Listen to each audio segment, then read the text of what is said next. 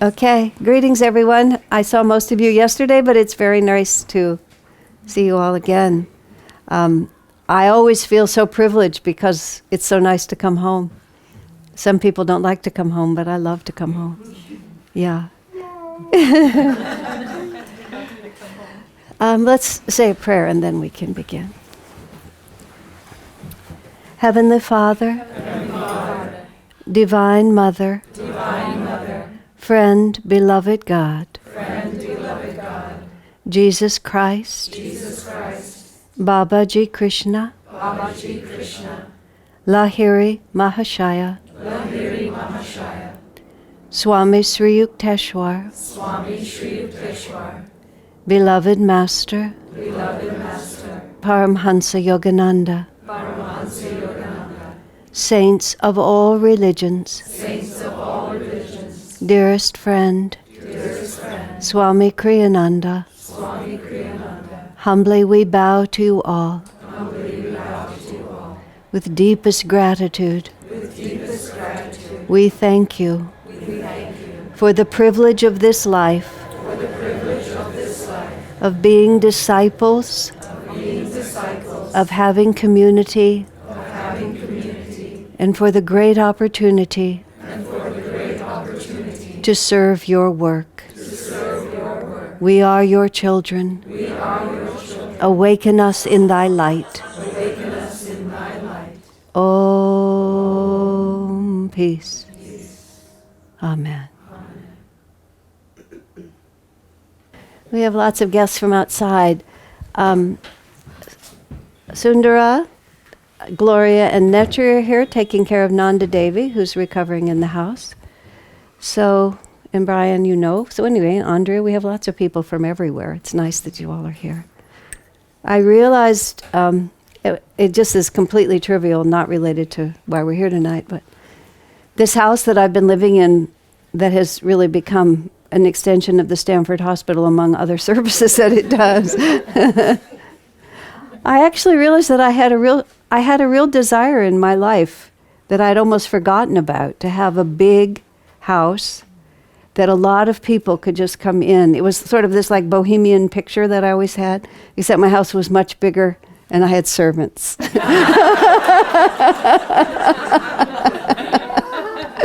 have servants. Not as many as I would like. That was a big dream. It was. But actually, because the way this house has developed around me, I was sort of, I didn't know what to think about it. But I just realized, really just a couple of months ago, that it was some really deep-seated desire to be able to open the doors and just let people come and stay. And it's, anyway, I say that only because Divine Mother just takes care of things. You don't have to worry about it. I didn't even really remember that I wanted this until all of a sudden it was around me and I was trying to, just trying to understand, how did this happen? You know, I used to live in a trailer that was, I couldn't even raise my arms up, and I used to imagine that the older I got, the less I would have.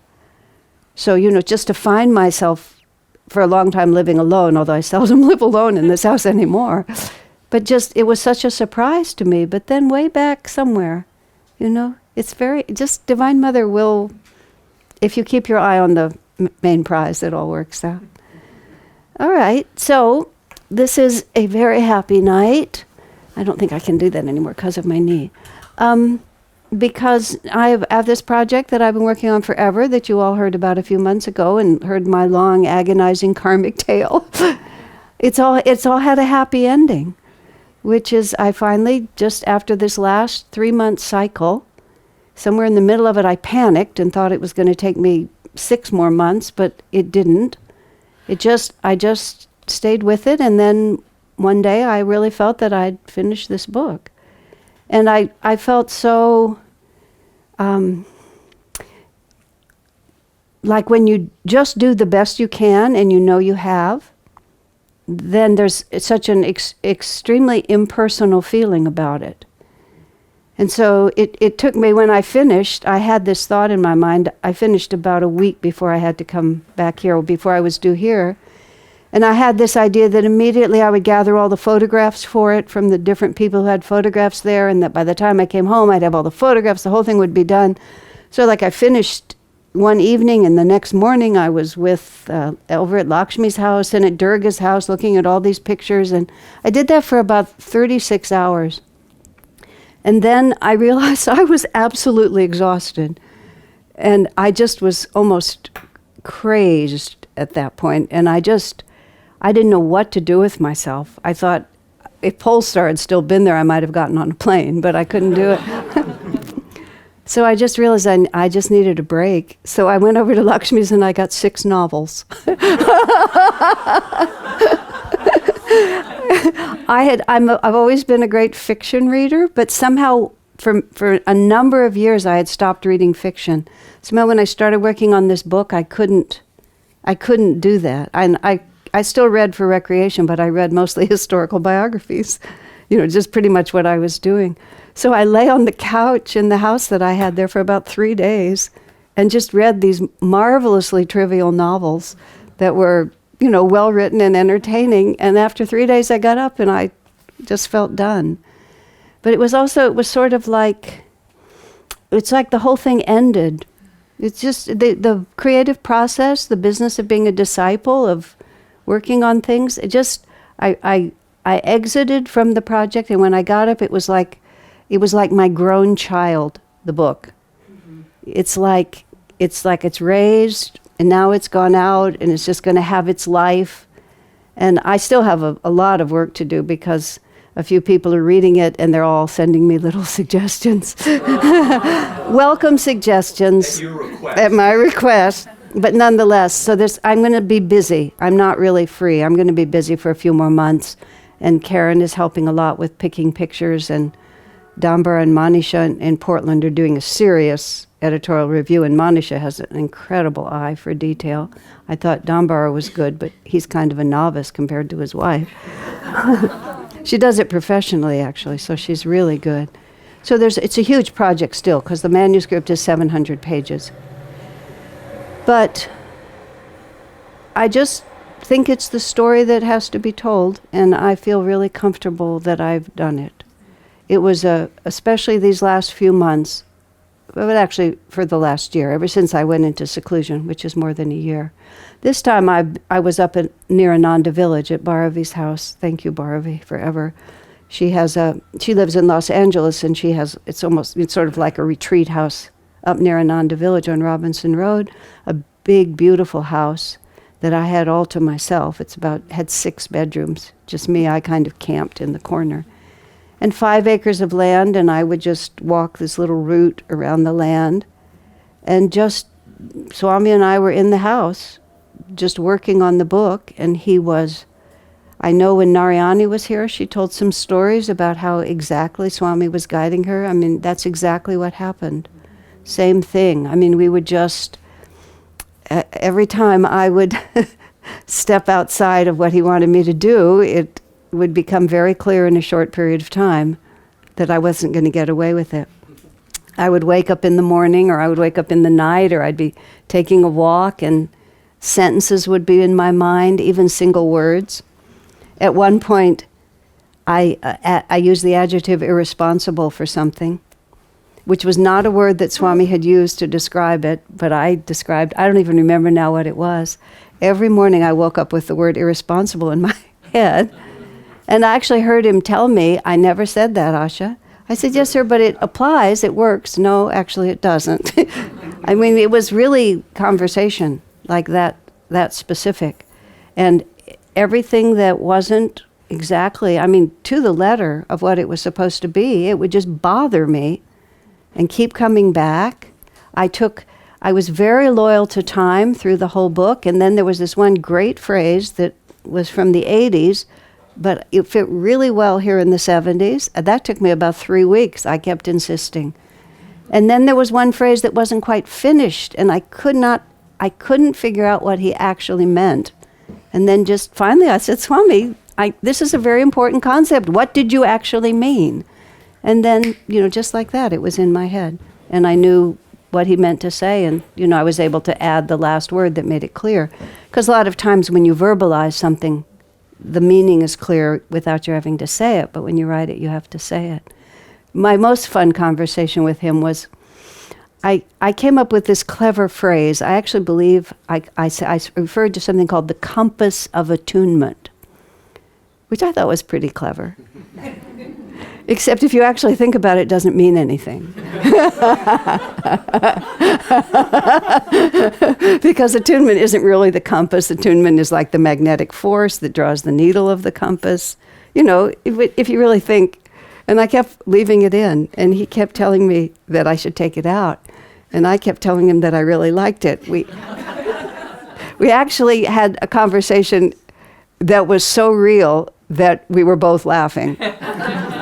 I said, sir, it almost means something. Yes, that's right. It almost means something. He said, it's just the kind of writing people do, where they just hope that somebody will get some meaning out of it because it's close. He said, pardon me? Who won? Or do we have to Oh, he won. No, it's gone. But it was a conversation just like I would have had, where I would just be defending it, and then it would become a joke, and then he would be laughing. But I mean, I say all that because it's very real, you know. And I can't live that way all the time because my mind is too restless. But the potential is always there, and that's the only reason I say it. And I'm not, you know. It's a funny thing about this effort, you know. I on one hand, I want to say that Swami wrote the book, and all I did was type it. But I know that sounds a certain way to people, and I don't just mean it makes me sound like I'm possessed, you know, or something like that. It's hard to explain how true that is, and how impersonal that statement is, and how it's really not about the person who's saying it. It's just the way real creativity works, is that you get into a flow of energy, and we as disciples and as devotees, you know, Swami did that his whole life, all the time. He was always telling us that Master was writing through him. And he would just say it so emphatically and so definitely. And you think it's something that's inaccessible. And he was always telling us that it wasn't inaccessible at all. It was just the way it works if you're a disciple. So I just add my testimony to his. If you really are sincere about it and just persevere, it's mostly a matter of energy. I mean, this whole project for me was just, I've never had a lot of endurance. I mean, maybe I think I have to stop talking about myself in a certain way. But what I had to go through in this, which I'm putting these things out because I think everybody has to go through in this, is to realize that all you have to do is just one day at a time and just keep at it. There's such a tremendous inclination to look to the future and become anxious about the present. And a couple of times, somewhere in, I don't know where it was May or maybe it was in May, at a certain point I just panicked. And I was telling everyone I'm going to be gone all of August, and I'm going to be gone all of September. I just got into this whole future thing where I just didn't think it could be done.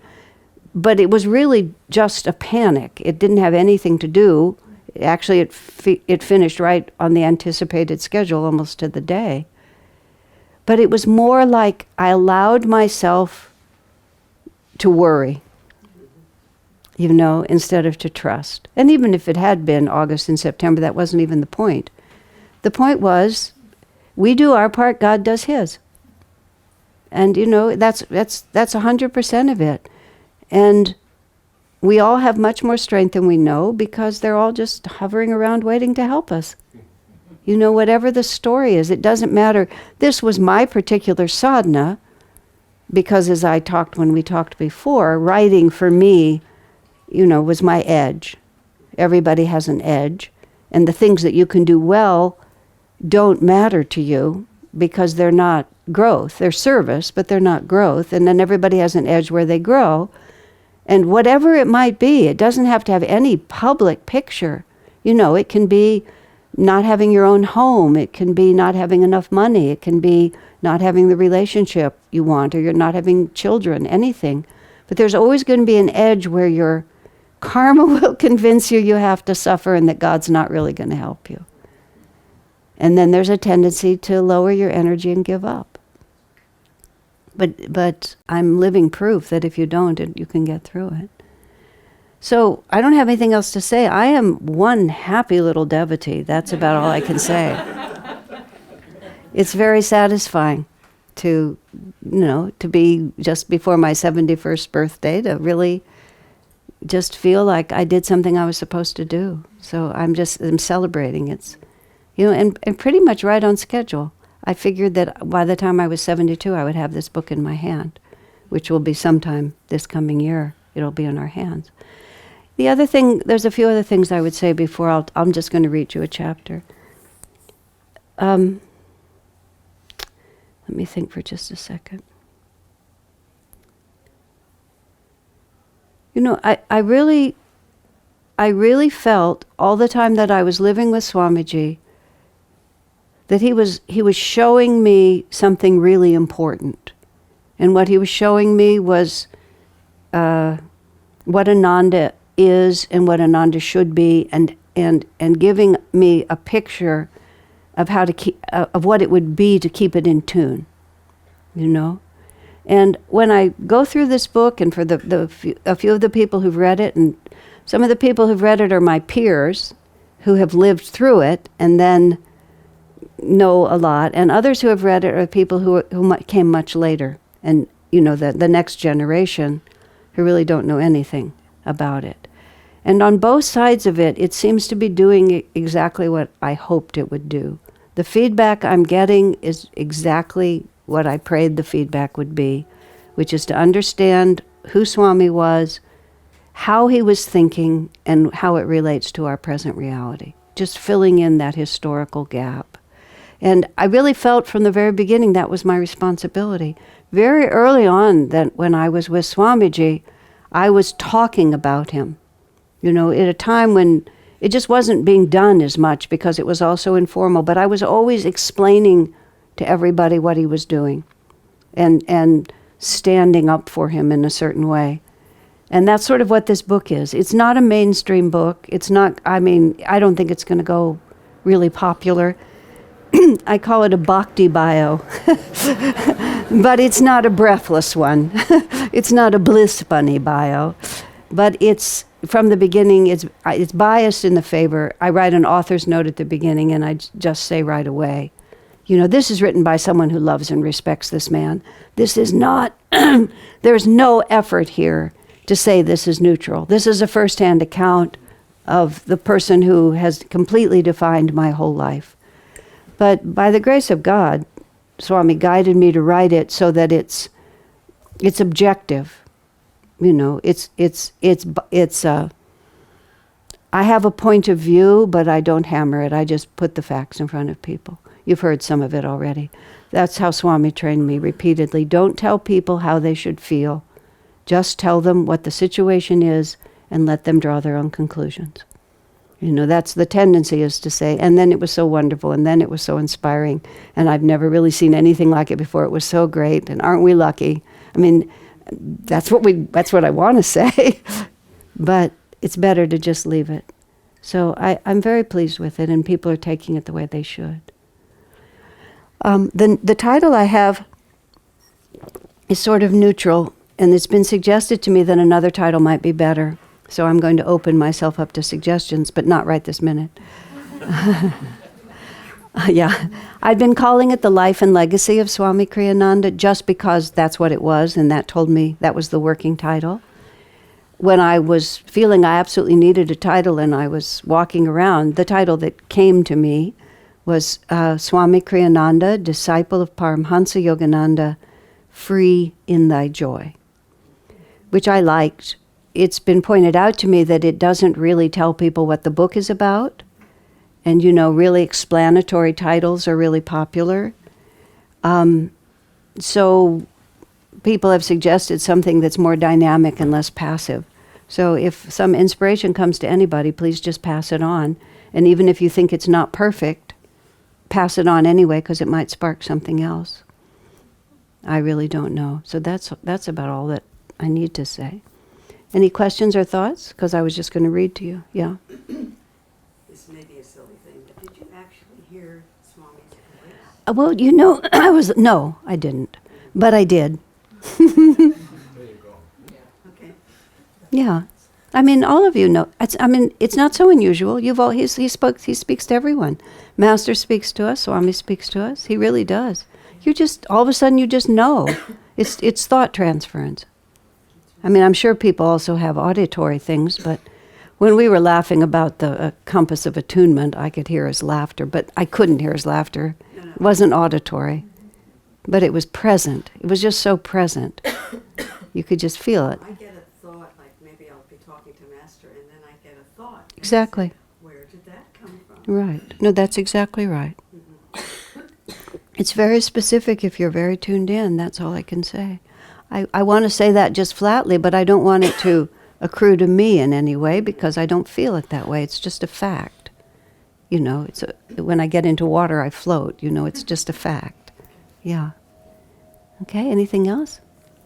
I was thinking of reading a chapter, if you would like to hear that. Okay. And I didn't know whether to stay at the beginning or go to the end of the book. So I have 1976 and I have 2009 or 2004. Does anybody care? 2004. You like to? 2000. Okay. 2004. 2004 was the second year that Swami was in India. He moved to India in November of 2003 after finishing conversations with Yogananda. At the age of 77, he felt Master calling him to India. So he called Durga Vidura, Jyotish Devi, David Me, Padma Hriman, no, just Padma, and Dharmadas and Nirmala, who became crew there. But the rest of the other 6 of us, he called us to Assisi, and then we went ahead to India and sort of set everything up. That was 2003. Just because he decides he's going to go to India. We had nothing in India, so we went ahead and found a house and furnished it and stuff like that. But then we all went back to America. And then he pulled the permanent crew over to India. So this is 2004. So he moved in November and then went to Kerala for a little while. And the whole book is, each chapter is 1 year. And it's, as I said earlier, it's very loyal to that year. Almost everything that he said almost everything that's in a chapter actually happened in that chapter, even most of his words. Only occasionally were they different, because they just had to be. It was the way it had to work. Okay, so 2004. Many Ananda members, although born in the West, had strong Indian samskars, impressions left on one's consciousness from experiences in past lives. When devotees in Europe and America heard that Swamiji was starting work in India, he received many large donations. For several years, the work there was entirely supported by donations from outside the country. When Swamiji lived in India before, it was easy for him to travel and lecture. Thousands came to his talks. Now his health would not allow that kind of schedule. His primary concern before coming to India was how would he reach people. What he hadn't considered until he arrived was television. Several national channels were entirely devoted to spiritual programs with millions of viewers. With money from America, Swami was able to arrange for his own television show, daily for a month, then weekly for a year. It would have been beyond the budget in the United States, but euros and dollars went much farther in the rupee economy of India. The shows would be pre-recorded right in his living room. Without leaving home, he could talk to millions of people. He decided to base the program on conversations with Yogananda. A 20-minute talk plus music would make a half-hour show. The advertising described him as the only direct disciple of Paramhansa Yogananda actively teaching in India. Despite a nagging cough, intestinal problems, and occasional heart trouble, he recorded more than 60 shows. Swamiji's first public lecture was set for January 10th at a 600-seat hall in Delhi. A few days before, he did a live interview on national television. The lecture topic was God is for Everyone, which is the book he'd just finished writing. Indian editions of that book, Conversations with Yogananda, and The Path had all been published since he arrived less than 2 months earlier.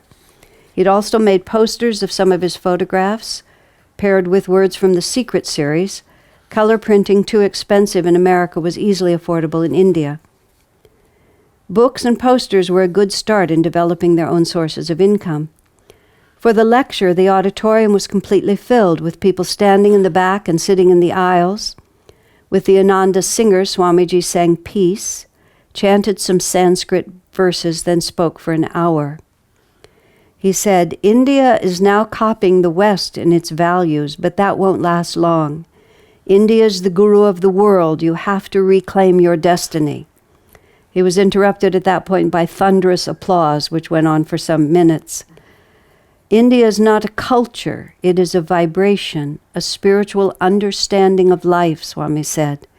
India now exports material goods around the world. This understanding is India's finest export and needs to be sent everywhere. The energy in the room was so powerful, Dharma Das said, it felt like a bomb had gone off. He said not a destructive one, but an explosion of inspiration. When Swamiji walked off the stage and started up the aisle, hundreds of people crowded around him to touch his feet and get his blessing. Crowds also surged around the book tables. A television crew had filmed the event, planning to show only a brief excerpt. Instead, they broadcast the entire program. Swamiji was profoundly moved. I have so wanted to make Master's name known in the land of his birth, he said. Now that dream is being fulfilled. New section. The overall tone of this planet is kind of a murky half-light, Swami said. So whenever there is an outburst of light, the dark force has to rush in to restore the balance. 4 days after the event in Delhi, in Assisi, Italy, early in the morning, 80 armed government agents with drug-sniffing dogs descended on the community there.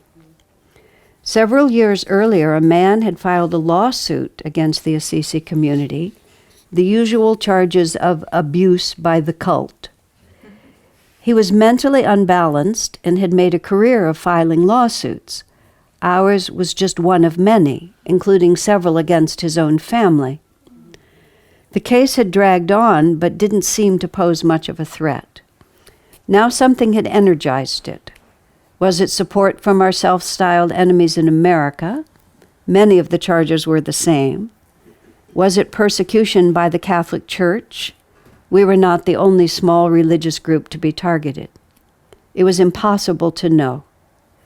Italy has freedom of religion, but only for those religions recognized as legitimate by the government, which in practice meant endorsed by the Catholic Church.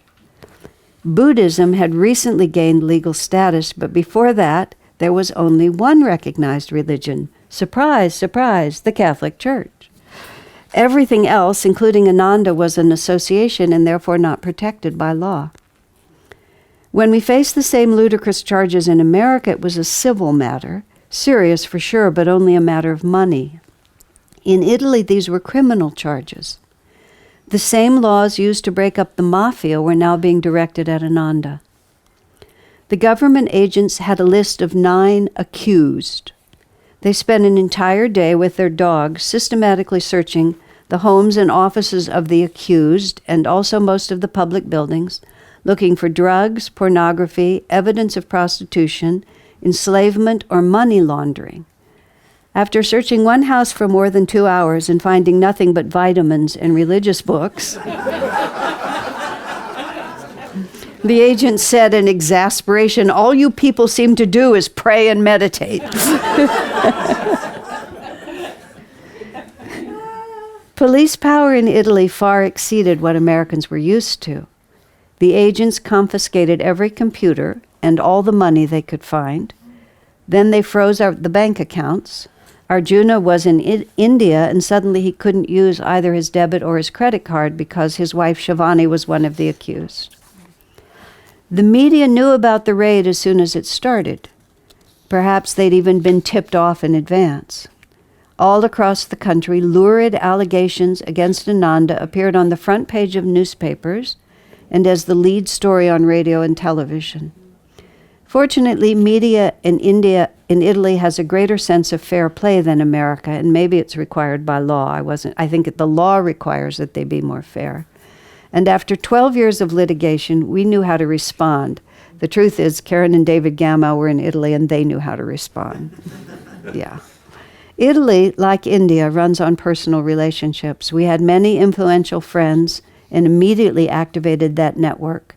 Within a few hours, the country was also hearing Ananda's side of the story. The lawsuit was a sham. We knew it could be straightened out, but it would take time. Until then, it was hard to operate without money, computers, or functioning bank accounts. Fortunately, there were no guests. In January, the retreat is closed.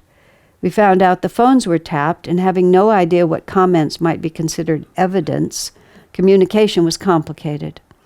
It would take time to secure loans and have the cash hand-delivered. In the meantime, it was hard even to buy food. When the raid happened, Ananda and Kirtani, the spiritual leaders of the community, were in India with Swamiji.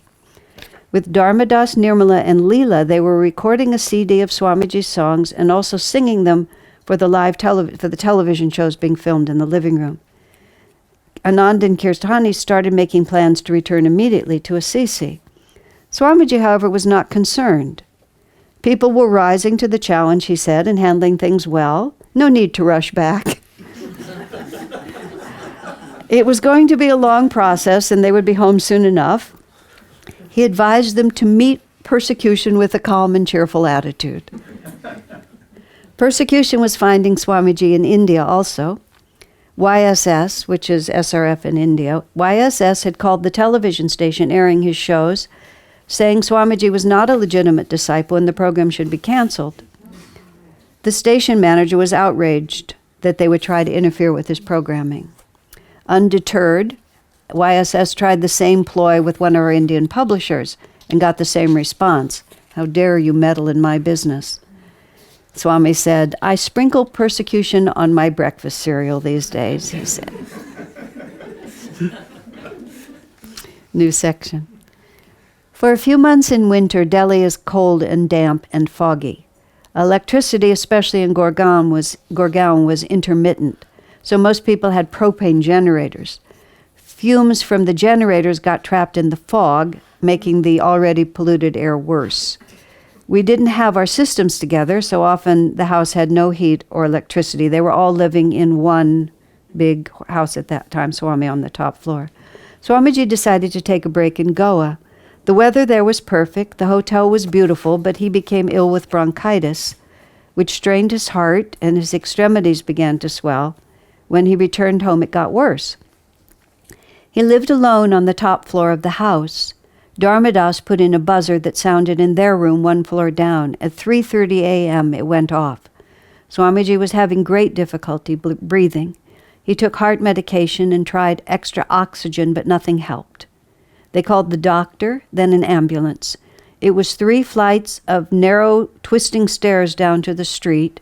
They put Swamiji on a stretcher, and it needed everyone in the house to get him to the ambulance. In the midst of it all, Swamiji said, I lay there, utterly blissful. The diagnosis was double pneumonia. Swami said, my lungs looked like London in the fog.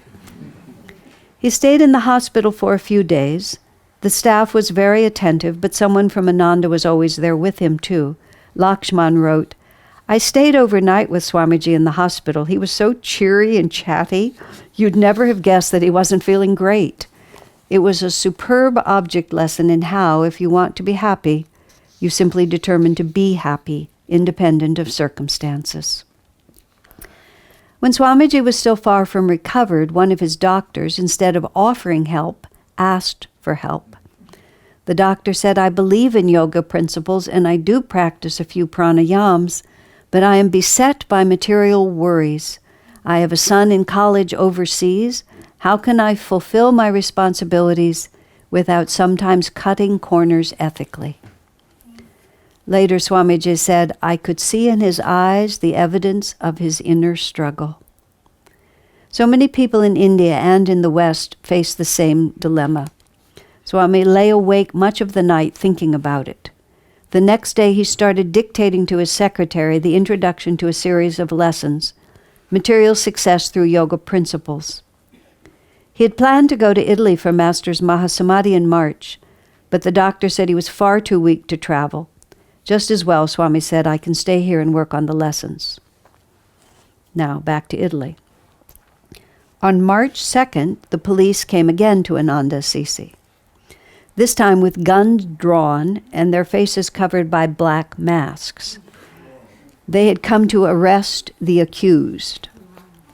Later we found out the arrest order had been issued months earlier, but Swamiji was one of the accused, and the police wanted to wait until he was there. Jyotish and Devi had come to take his place for the Mahasamadhi. Jyotish resembles Swamiji, and they were staying in his house. At 5 a.m., the police pounded on the door, demanding to be let in. Whoever was watching the house had been fooled. It was a preventive arrest to keep the accused from destroying evidence or fleeing the country. The black masks were to hide the identity of the arresting officers to prevent reprisals. Think criminal charges written to bust the mafia, and it makes sense. How long the accused would be imprisoned and under what conditions no one knew.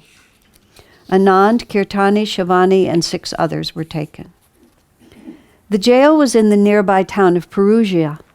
St. Francis had also been imprisoned in that city as a soldier captured while fighting for Assisi.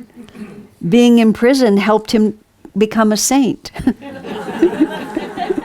We hoped it would have the same effect on our friends. The day after the arrests, Swamiji fell in the bathroom. His shower was at floor level with the tile lip 4 inches high. He landed flat on his back on that raised edge. Later, a woman said Swamiji slipped in the bathroom. He corrected her strongly. I didn't slip, I fell. I think he wanted us to know it wasn't an ordinary accident. When I expressed sympathy, he referred to events in Assisi. He said, I prayed to Divine Mother to be able to help. Then I fell. If I can take some of their karma, I would be happy to do so. This wasn't the first time Swamiji had told me that he was taking karma onto his body for the benefit of others. During his lifetime, though, he wouldn't let me publish his remarks. He made me take it out of the other book. You're making good use of your body, I said. He laughed, which was not a good idea because of the pain in his back. According to the x-ray, there were no broken bones, and good news, no more pneumonia. The doctor didn't tape his chest, just sent him home. The pain, though, was intense and unrelenting. Back in Assisi, the Mahasamadhi event held at a hotel in town went on as scheduled, with others filling in for the accused. Tension was high, but so was inspiration. On Saturday afternoon, March 6th, the accused were released. The men had been separated from each other and put in group cells with strangers. The women had been housed together. The prison was cold, but otherwise conditions were not too bad. Now they would be under house arrest, incommunicado, except for one person to bring food. The news of their release came just as the choir finished singing Truth Can Never Die. And we're starting to sing Many Hands Make a Miracle. You can ask David and Karen more about this because they were there. Once the cheering died down, the audience sang together, Many hands do indeed make a miracle. The accused were released into the care of their friends and allowed to drive home without a police escort. Arjuna had Shivani, Anand, and Kirtani in his car. They were forbidden to talk to anyone. It made me cry every time I edited this. But that didn't prevent Arjuna from driving slowly by the hotel with the windows down. 200 people lined both sides of the street, singing Joya, Joya, Joya, and throwing flowers and blowing kisses. Okay, back in India. Swamiji's top floor apartment opened directly onto the roof terrace where the India Mahasamadhi event would be held. He was in such pain, though, he wasn't sure he could manage the few steps to get outside. At the last minute, leaning heavily on Dharmadas for support, he was able to walk to his seat in front of the altar. Then, the body forgotten, he spoke for more than an hour. Behind him on the altar were the pictures of the gurus, and as the evening progressed, a full moon gradually rose over his left shoulder. In the path, Swamiji described the talk Master had given on the same date 52 years earlier, just before he left his body. Swamiji wrote, the talk was so sweet, so almost tender, that I think everyone present felt embraced in the gossamer net of his love. Warmly, Master spoke of India and America, and of their respective contributions to world peace and true human progress. He talked of their future cooperation. Lakshman said later, that description fits so well the talk Swamiji was giving, I actually got a little nervous. But it seems Swamiji still has work left to do. The next day, Swamiji had repeated bouts of hiccups, which aggravated the back injury. You know, this whole business here is, and I said this in 2003, from the moment Swami landed in India, it was intense physical tapasya for that whole year. And so this comes in that context, and it just goes on and on. So he got hiccups, and he said the pain, he said, was almost unendurable. Then he added, I hope it helps the karma in Italy. Because of the pain, Swamiji said, meditations have been a zero quantity, but at least I've been able to do some good work. On March 1st, he had sent us the first lesson of the Material Success course. By March 8th, he was on lesson 4. Swamiji was in no condition to travel. Still, he was concerned that his continued absence from Italy might mean others would suffer on his account. Whatever it cost him, he would not allow that to happen. If he returned, though, and was put under house arrest, he knew everyone would be so worried about him it would distract them from more important issues. Swami said, the only possible good in that would be if Master wants me to meditate in seclusion. But I don't see that as the divine will. At this stage of my life, it is now or never for India. The only reason I would return to Italy is if it would free others to serve Master as they should. On March 17th, house arrest was lifted. Soon after, the threat against Swamiji also dissolved. The problem with the bank accounts and the computers was slowly being untangled. It was just a matter now of going through the long legal process to prove that the charges were groundless from the start. Now another section. Living on the top floor of the 3-story ashram in India was proving impossible for Swami. The stairs were like Mount Everest for him. And already the house was too small, so many wanted to move in. An ideal house was found a few blocks away where Swamiji could have private rooms on the ground floor. A few young men had come wanting to be monks. At first, Swamiji thought to turn that house into a monastery where he and they would live. But his health was too precarious. He needed a staff to care for him. So Dharmadas and Nirmala, his cook Leela, secretary Lakshman, and nurse Miriam Rogers moved with Swamiji as his permanent staff. The house had a spacious basement, which became a dormitory for the monks. When his health permitted, Swamiji held satsangs just for them. He continued to work on the Material Success course. Ananda India was being supported from outside, but that wouldn't last forever. They needed their own sources of income. This course could help. He was also writing articles that appeared weekly in 2 different national newspapers, and he had more television shows to record. In early April, he started on those. All the while, the pain in his back continued unabated. Finally, a CT scan showed what the X-ray didn't. There was a serious break in one rib. Taping up his chest helped some until he developed a rash under the bandage. At least now he knew the reason for the pain. Unfortunately, at his age, healing was slow. In the middle of April, I went to India for a visit. When he wasn't working on the lessons or finishing the last of the television shows, I went with him on outings to the mall, occasionally to restaurants, and often to the doctors. Their offices were in the small hospital where Swamiji stayed when his health required it.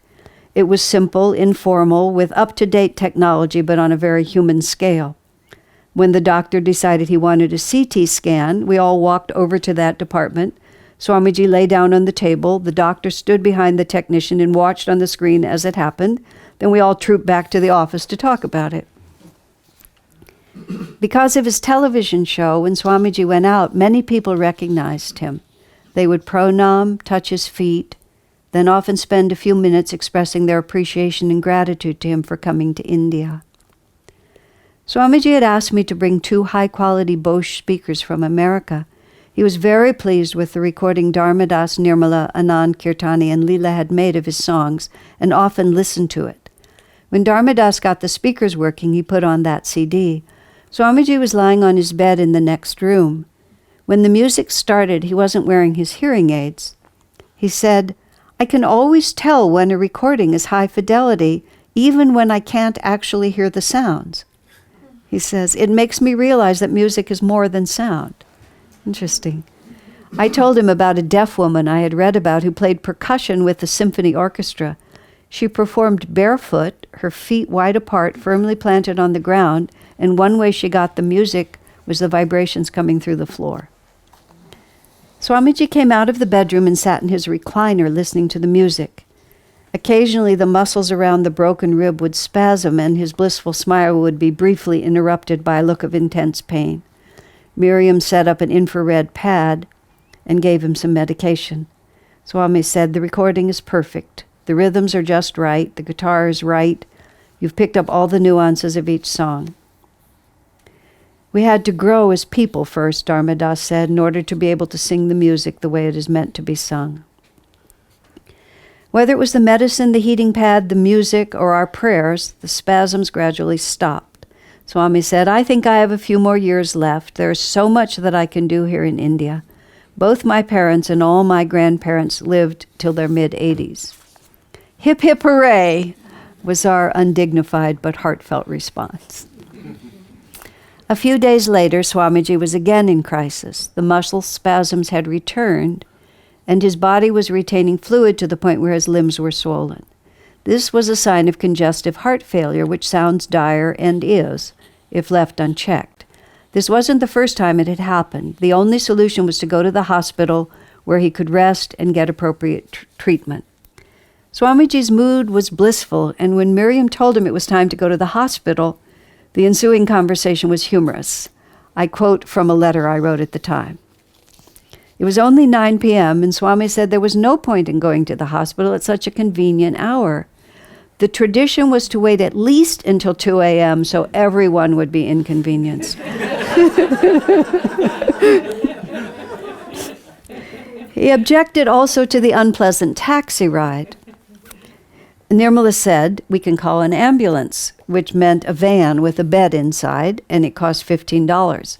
When he had pneumonia, he went to the hospital in an ambulance. Swamiji countered by saying that he would go in an ambulance only if the driver agreed to turn on the siren. Which he said when he had pneumonia they didn't do. And then he said, "When I dislocated my hip in Hawaii and went to the hospital in an ambulance, they turned on the siren. It made me feel important." "Okay," Nirmala said, "we'll call an ambulance, we'll ask the driver to use the siren, and if he is unwilling to turn on the siren, Dharmadas and I will make the sound of a siren all the way to the hospital." Very tempting, Swami said, but he remained unconvinced. More seriously then, he said, "What can they do in the hospital that we can't do here? Miriam is a nurse." Miriam agreed, then reminded Swamiji, to reduce the swelling, you need to elevate your legs and rest. The hospital is the only place where you will do that. If you stay home, you will work. That is why they had to put him in the hospital several times before. Ah, yes, Swami said, there is that. He tried one more approach. The hospital bed is hard. They countered, we have a foam pad. There are mosquitoes at the hospital. They countered, we have an electric mosquito chaser. Well, he finally conceded, in a hospital it's easier to call a priest to administer the last rites. We said he could have as many priests as he wants. They could come in sequence, Hindu, Catholic, Protestant, Jain. He could be the corpse of all religions. All of us, including Swami, found this last remark hilarious. At this point, Miriam called Dr. Peter in America, who agreed that Swamiji should go to the hospital now, or else he would have to go at the inconvenient hour of 2 a.m. Nirmala called a taxi, and I watched everyone go into the now well-practiced Swamiji is going to the hospital routine. They gathered the foam pad, the mosquito chaser, the milk for tea, the CD player for music, and Swamiji accepted the inevitable. His legs were so swollen, like a two-legged elephant, he said, he could barely walk. Obviously, something had to be done. So we all piled into a taxi. Dharmadas and Nirmala made the sound of a siren.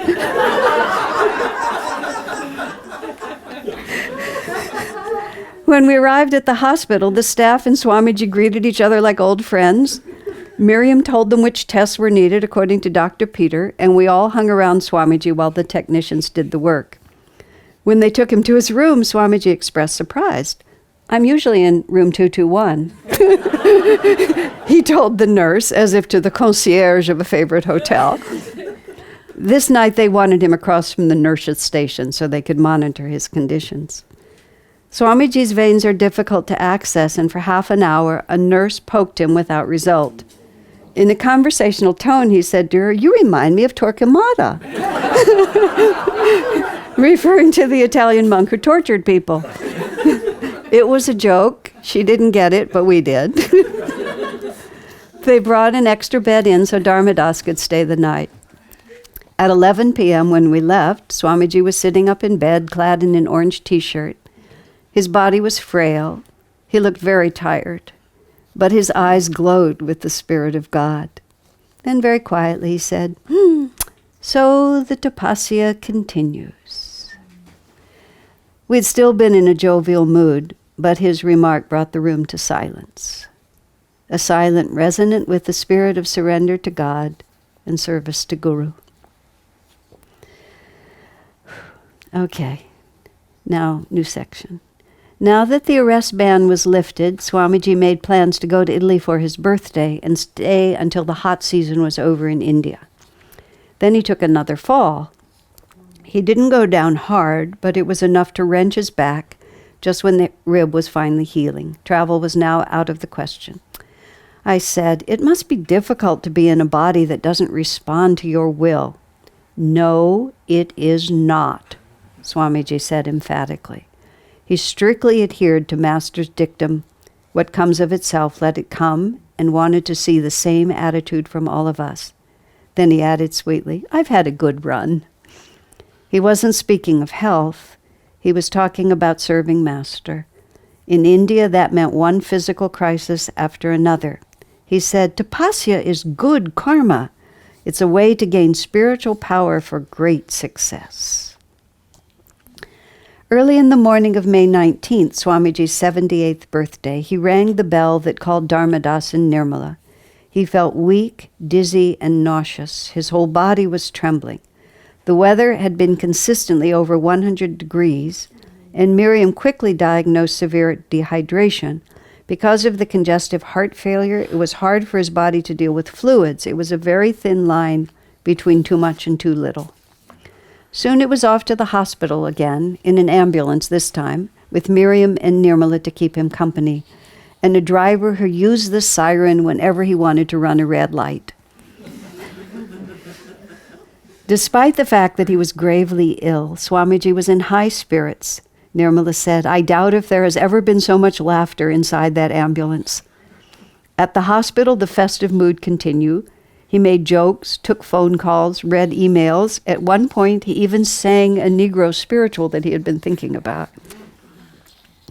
That night, there was going to be a birthday party for him at the ashram. The question was, would the doctor let him attend? The television shows had brought many new people to Ananda. Because of his health, Swamiji had been mostly in seclusion. Many were coming to the party to meet him for the first time, and he didn't want to disappoint them. Finally, it was agreed that Swamiji could attend the party for a short while if he went in a wheelchair and allowed himself to be carried up the stairs. The living room of the ashram was beautifully decorated with flowers, candles, and fabric. The official proceedings were kept to a minimum, but for a long time afterwards, Swamiji sat in the chair, talking to people individually as they came to greet him and touch his feet. One man did a full prostration in front of Swamiji. They had met 40 years earlier. All this time, he said, I have kept you close in my heart. Another man said to Swamiji, you initiated my father into Kriya Yoga. On his altar in a glass bottle, he still has a perfectly preserved rose from that ceremony. In both houses, there were so many air conditioners, computers, and other appliances running day and night that often the electrical system couldn't handle the load. The weather was so hot, parts melted and fires started in the wires and the boxes. Once Leela was taking a shower when suddenly she saw that the water was mixed with sparks. It wasn't only inconvenient, it was dangerous. Periodically, the whole system would collapse and everyone had to move in with friends or stay in a hotel until it was fixed. Guru Purnima, the full moon in July, is one of the most sacred days in the Indian calendar. An event was planned at the ashram, but the electric system blew out, so the location was changed to Swamiji's living room. He was busy writing and didn't plan to attend. He came out, though, just to greet people and explained that his worship was to keep editing the lessons. The tradition on Guru Purnima is to visit your guru and touch his feet. The Indian devotees asked if Swamiji would allow them to touch his feet as a gesture of devotion to Master. Humbly, with great sweetness, he agreed. Whenever a disciple touched Master's feet, the Guru would place his hand at his spiritual eye, fingers pointing upward, directing their devotion to God. Now Swamiji made the same gesture, offering to Master the reverence given to him. One of the articles he wrote for the newspaper was called The Legacy of the Guru. Holy vibrations, whether through books or places made sacred by the Guru's presence, can inspire, but they cannot guide. Living power must come through living people. It is like passing a baton in a relay race.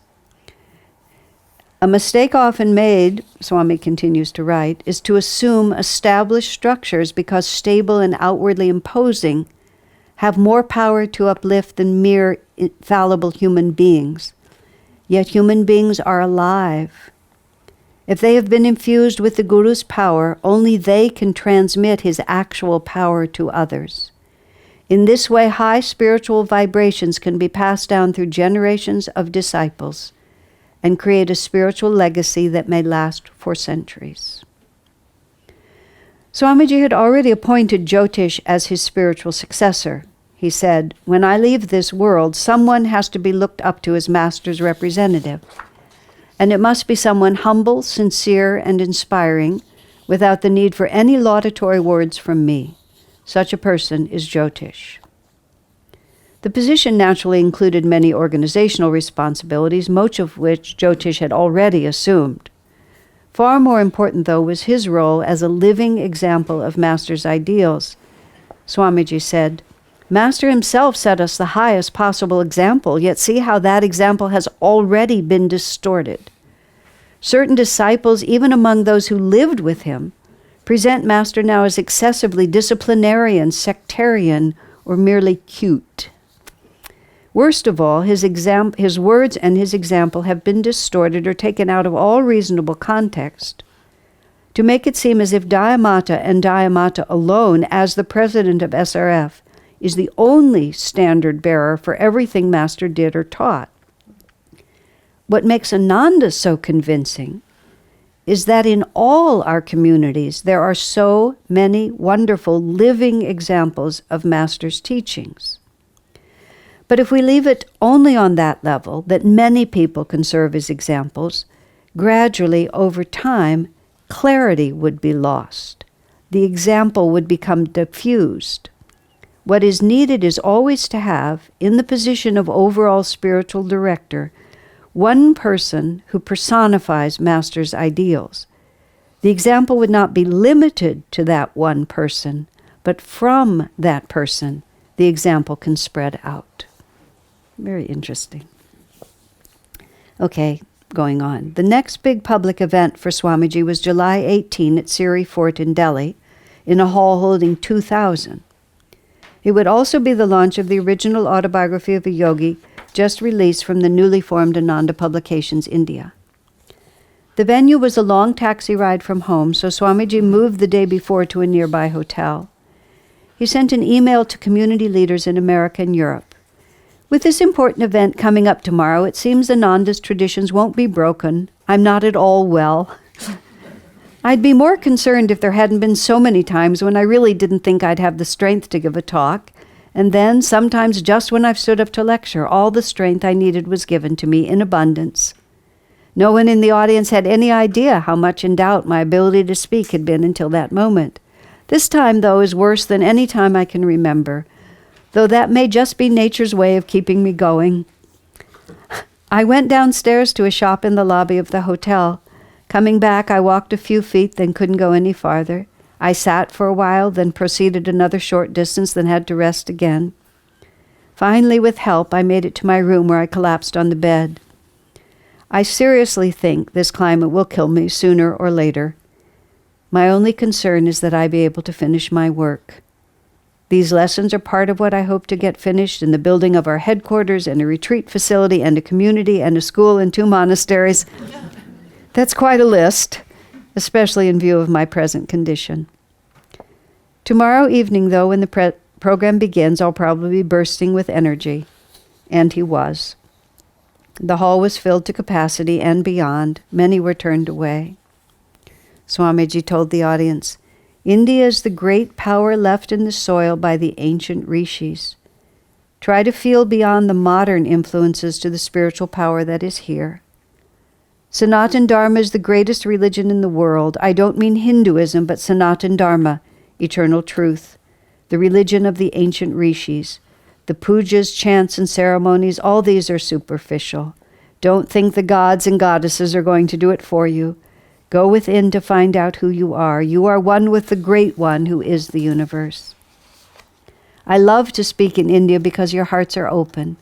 Americans, too, have a great deal of heart, but you also have to give them reasons. England is worse. In London, it took the first half of my lecture to persuade the audience I wasn't a fraud, and the second half to persuade them I wasn't a fool. And at the end, after enormous effort, I had only brought them back to 0. Take what is good from the West, and there is much the West has to give India, but don't imitate the West. Be true to your own principles. Live for Dharma, for truth, for God, and you will know victory. Everyone in the world is seeking the same thing, happiness. But you will never know happiness outside of your own self. The less you think of I and mine, and the more you think of thee and thine, the happier you will be. We are all part of God and as old as God himself. Why be caught by this little moment? When you finish this life, you won't even remember what it was. It will no longer hold meaning for you. Those who are dear to you will remain dear, but not because they are your family now, but because you are united in the eternal reality. Learn to love in a divine way, to love everyone as a child of God. Live in eternity, and you will live in joy. A few days later, someone commented to Swamiji that his health seemed much better. Not better, he said. I am well. Before an important event, Swamiji explained, Satan takes an interest in him. But during the event and afterwards, God's energy comes to dispel the darkness. He wrote to a few friends, my body is getting stronger and healthy. Is Satan giving up? One doubts it, but it is nice that for now he's not trying so hard. Then Swami writes, this is another section, through the pain of the broken rib, intermittent stays in the hospital, hours spent recording television shows, and temperatures consistently over 100 degrees, Swamiji still managed to complete 13 lessons, the first half of the Material Success course. He was eager to launch it. Students would receive 2 lessons a month, so he thought he could finish before they caught up. The promotional material began with a quote from Master. Money-making is the next greatest art after the art of realizing God. All the good and philanthropic works of the world, all noble successes have to be accomplished through money. But the great paradox and riddle of life lies in judiciously acquiring money. That's the end of the quote. Swami, the first Kriya yogis practiced in the privacy of their homes, Swamiji said. Theirs was a hidden role intended to build the magnetism of this great gift of God's to the world. Master's mission was to complete the message of Kriya Yoga by showing Kriya Yoga in action. It is not enough that a few people take the Kriya teachings within themselves. The full effect must be directed outwardly also. Swami then tells the story of the doctor he met in the hospital who felt caught between Dharma and the need to make a living. What makes his dilemma so poignant, Swami says, is that Hindus realize they are going against their own lofty tradition. Those Indians who are sensitive cannot but suffer for it. Yet the problem of earning a living in this age of disrupted values faces people everywhere on earth. How to win out in the face of rampant dishonesty and untruthfulness on all sides? That is the question. As he worked on the lesson, Swami said he was amazed by the inspiration and practical wisdom given to him by God and Guru. Swami said, I really doubt whether there has ever been anything like it before. Yet it is all in Master's teachings, like a field of diamonds buried deep underneath the ground, needing only to be mined and brought up to the light of day. Swami said he had 2 purposes for writing these lessons: to help people succeed materially without sacrificing spiritual principles, and to build Ananda's work in India. Swami said, the ground is fertile. People are hungry for Master's fresh, modern approach. I am an old man now, but my spirit is young and willing, and I have many young, willing helpers. I believe the work in India has the potential to become much larger than anything we've built in the West. He hoped to draw people not only to study the lessons, but also to teach them, to develop seminars that could be offered everywhere. It was the same idea he had 30 years earlier for the course on superconscious living. Swami was always looking for ways people could support themselves by serving Master and sharing with others what was most meaningful to them. From the time he became a disciple, even after he was expelled from SRF and was penniless and alone, Swamiji never gave his energy to any cause except serving Master. He built Ananda by sharing the teachings through music, books, and lectures. His is one of the greatest rags to riches stories of our times, except it is a story of rags to rags, since Swamiji never kept anything of what he earned for himself. When he was asked the difference between his course and another well-known one on material success, Swami responded, I am the disciple of a great master. When you share with others, Master said, don't just give them information and ideas, give them your vibrations. Swamiji said he wrote the course in such a way as to stimulate the reader with success vibrations. A living disciple is a living channel for the power of his Guru. New section.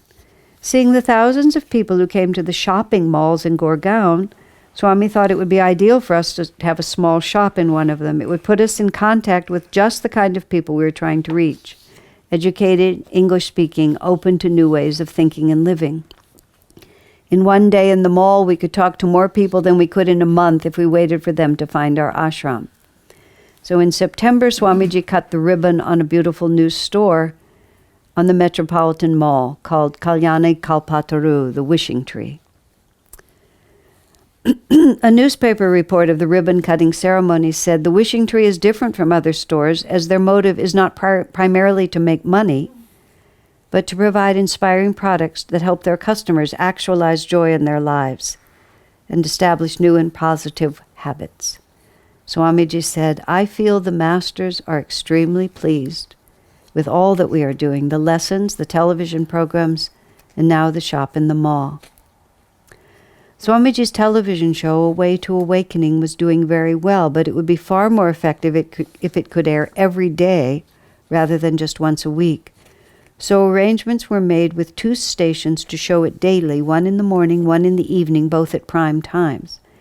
This meant Swamiji would have to record 235 more programs, all based on conversations with Yogananda. The series could then run for several years before the repetition was notable. Given the huge population of India and how many of them watch television, Swami said, I'll reach more people through these programs than the sum of all the people I've ever spoken and written to for my whole life. Already Swamiji was becoming known throughout the country. The personal name and fame mean nothing to me, he said, but I am thrilled to be able to make Master's message known. Swamiji committed to spend all of November recording 10 programs a day, 5 days a week for a month and a day. The living room was again converted into a studio with lights, cameras, and a professional crew. People were invited to come and watch, but had to promise to remain silent, which meant not laughing at his jokes. Easy to promise, not so easy to do. Swamiji would pause just a few minutes between each show to find the next saying in the book, perhaps take a sip of tea before diving in. It was a daunting schedule. Swamiji said afterwards, there were quite a few days when I didn't think I could carry on. Sometimes he was so exhausted he literally couldn't lift a spoon to eat his breakfast. He said, but I felt if I let up, I wouldn't be able to come back and finish the job. Everything has its astral moment, he said, when the energy is flowing. If you don't act then, you miss the wave, and there is no certainty that the wave will ever return again. On the last day of filming, Swamiji put the book aside to do 10 finale programs. Whatever he felt was left unsaid. Invitations had gone out for a celebration to follow the final recording, so there were more spectators than usual. As the day progressed, there was an expanding feeling of exultation in the room. When the last word was spoken, and the cameras were still, and the lights turned off, Swamiji received a long, heartfelt standing ovation. He started to speak. I feel Master is very pleased. Then his voice trailed off. The feeling was simply too great to put into words. Later he said in an email, this is an emotional moment for me. I have just finished recording the last of 365 television programs. I feel I have done a major work for Master, and I am conscious of his happiness in my heart. There were quite a few days when I didn't think I could carry on.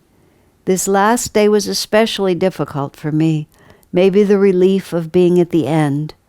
But people couldn't see what it cost me. It looked easy. I felt like weeping at the end for sheer gratitude at having finished this job for Master. I didn't weep, but I felt deeply moved. Jai Guru. Nice. Okay. So that's the whole book. No, that's 2004. It goes on to 2013, as you might guess. Yeah. Yeah, that's it.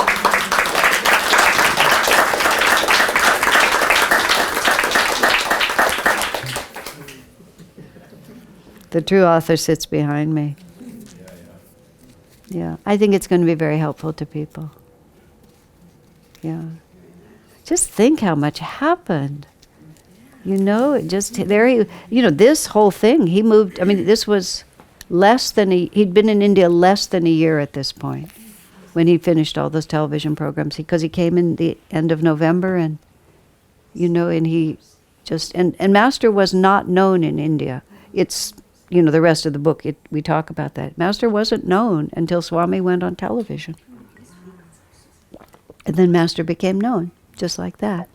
You're not going to want to hear this, but you need to do an audio recording of this book. Oh no, I do want to do an audio recording. That was marvelous. It really matters. I'm sorry.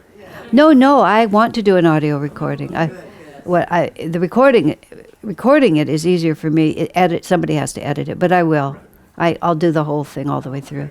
No, because I can hear his voice, and I can see the picture, and I know. I can hear his voice through you, but I didn't want to agree. Don't you love that conversation about I'm going to the hospital? We'll make the sound of a siren.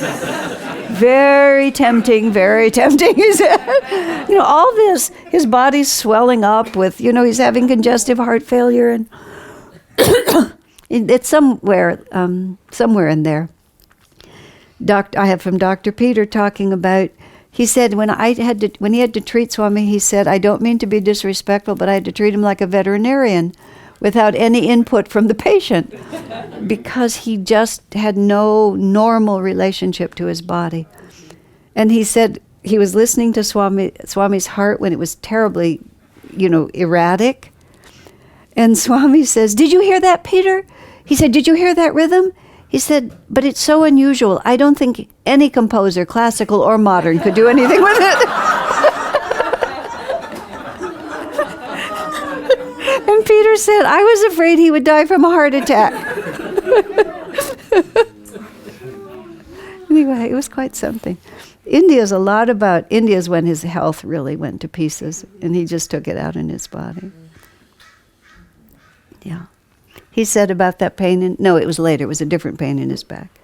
In 2010, the pain in his back. He just said very casually, so this is the kind of pain that causes people to commit suicide. That was when he moved to Los Angeles to try to make it work there. Anyway. Okay. I'm very happy with it. I just couldn't be happier. I couldn't do it any better. It's beautiful. I'm very glad. I feel confident now. Last time I read, I needed you all to tell me it was okay. Still doing that. I don't mind. But all the feedback I'm getting is just what I wanted to hear. It's the right feedback. So we'll see. I think over time this will be a book that just becomes more important the farther away we get from Swami's life. And it just sort of, this is how it's done, this is how we stay in tune. Yeah. This is how we keep learning to who he was, to get to know him. Exactly. Mm-hmm. Yeah. Generations down the line, Yeah, he's explaining himself. That's what he did. I said that in the author's note. He just explained himself to me all the way through. He really, he worked on me to write this book. Yeah, it was, the other thing for everyone, I know if you're 30, you really don't want to hear this, but this is a slow process. And I look back and I just see every piece of it was necessary and had to happen the way it had to happen. And the result is worth it. That's what Swami always said, the result is worth it. Later on in this book, somewhere, whenever, after 2010, around in there, his consciousness really began to shift. His expression of his consciousness began to shift. The first page of the book is actually this conversation I had with him in 2011, where he was in Los Angeles, February of 2011, and I was talking to him, and I said to him, people ask me, sir, sometimes, if your consciousness has changed since I met you in 1969. And I said to him, when I first met you, I felt you as I have always felt you, just this infinite energy. The way you had so much work to do that you put a veil over your consciousness, and as time has passed, you have lifted that veil, but your consciousness has never changed. So I said, may I say that? He said, yes, because it's true. And so that's sort of in the book, it's really interesting. It really flows. I felt it when the book flows. It's like his energy changes through the book. That's why I had to be so loyal to time. what was I going to say? Oh yes, at the end of his life, he just talks about bliss.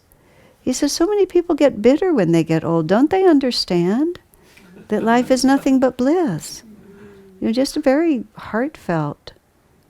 I don't understand. I can't understand, he said. People get so sad and bitter as they get old. The last sentence, Asha, that you read, Mm-hmm.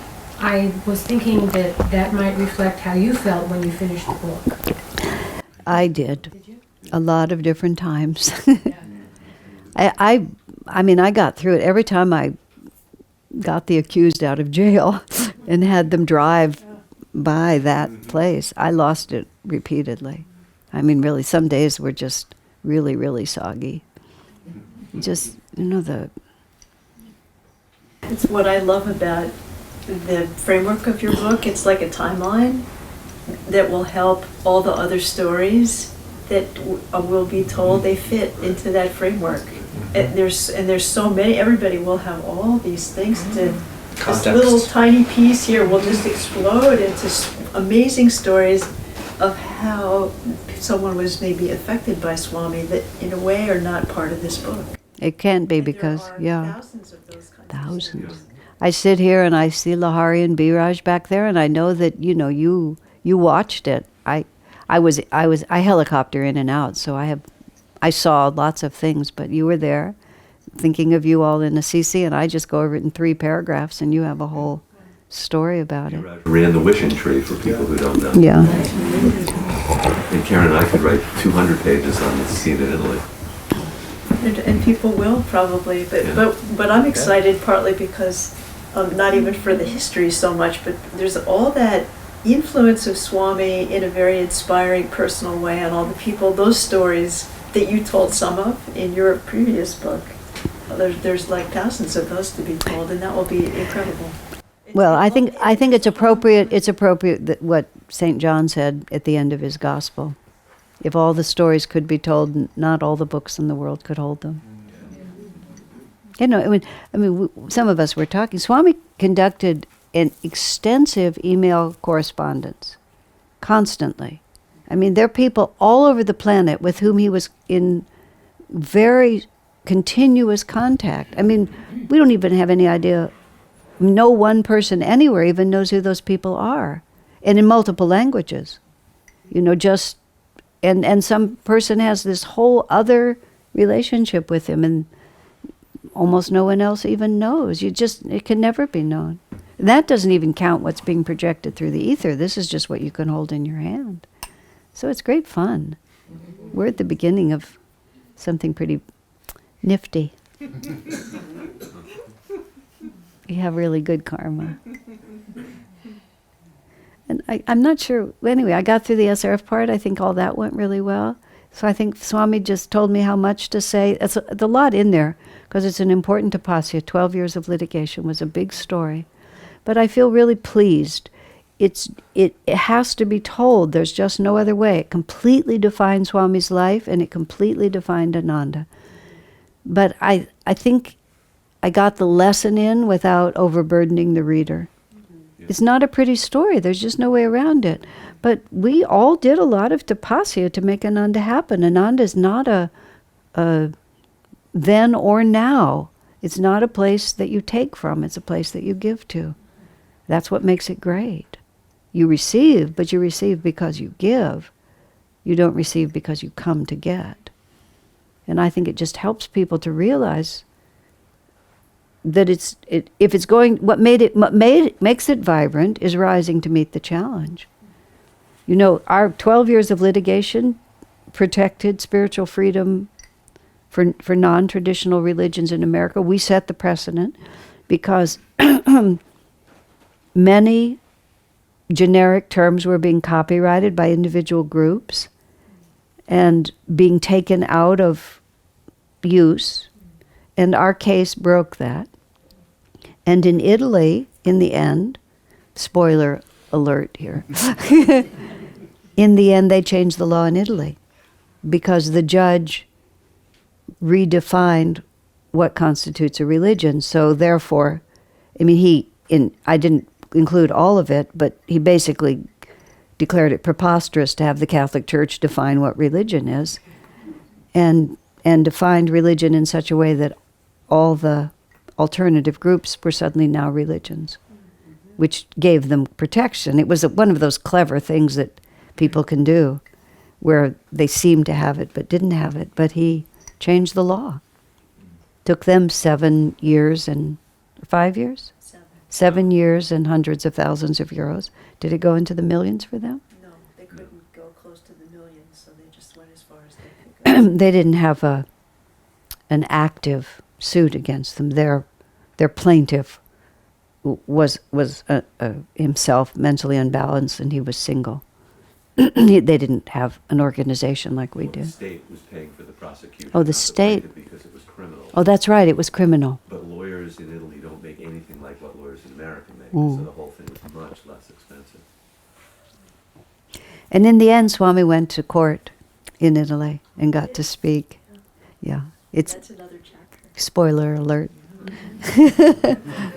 But very moving, very moving. Well, I can sit here and bask in it for a long time, but thank you all. I very, very seriously want to thank all of you, because you have been just so incredibly supportive of my continuous absence. And it just has meant everything to me that, you were all in it in that respect. And boy, have I felt your prayers. And I could never have made it without your prayers. I've been telling every people, don't stop yet. But just to be fair, it's not so urgent anymore. We made it through. I mean, I'm just going to talk about this. All the astrologers are saying that we have some really rough times in the next 6 months or so, or to the end of the year. And I think as a collective, we should all really look at each other as friends and really keep that in mind, because if everything is wonky, there's so many reasons why things are wonky right now. There's just a lot of, we really have to be very careful not to allow it to upset us, not to expect it to be different, and really careful not to let it interrupt each other. I remember when I was having a very weird astrological time, and somehow or another I managed to keep it separate from myself. This was my own personal horoscope. But because I knew it was my horoscope, it was like having a storm outside a closed window, and it was really noisy, and it was hitting the windows, and everything was rattling, and it was not fun. But I was always conscious of the fact that I could close the window on it. I couldn't change the storm. And so I was really realizing, all this time in seclusion, alone with Swami working on this, really concentrating on what we have in our life together, in the masters that we have.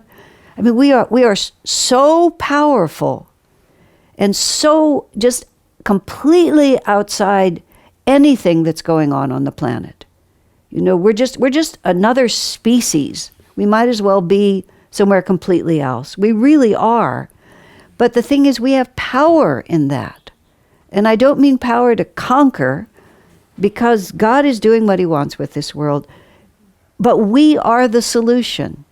So many times in this book, it just says it over and over again. Swami says, history will show. Think about the life of Jesus. I mean, nobody would have thought that anybody would ever hear about that man again. And the only people from his time that are known is because they persecuted him, right? But it took time. It took 300 years. So it's not like it's going to show up tomorrow. But one of the things I really realized working on this book, once it was finished, and then having to go through it 2 more times, or more, but two times beginning to end, was how Swami planted everything, and it looked like nothing. There we are in this, the common room, just sitting around at the seclusion retreat, 30 of us sitting around. Swami's sitting on the serving counter, because, that was the only place he could sit. And he's reading us a P.G. Wodehouse story on Christmas Eve. It looked like nothing. But he was planting the right vibration. We were together on the holidays. We were celebrating Christmas. We were informal. He was making us laugh. We were admiring this English writer. All the necessary elements were in place. One of my favorite photographs, it might even be Christmas.